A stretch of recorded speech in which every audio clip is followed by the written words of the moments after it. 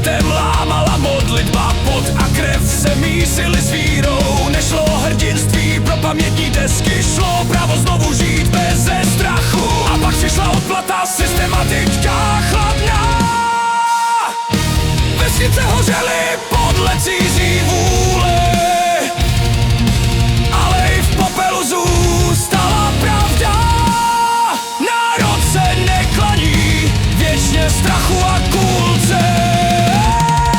Padl Heydrich ne jako mýtus, ale jako důkaz, že tyran je smrtelný. A každý, kdo zvedl ruce proti temnotě, zapsal se navždy do krve paměti. Padl Heydrich a my neseme dál, ne na těch, co šli bez návratu. Ne pro legendu, ne pro medaile, ale pro pravdu bez diktátu.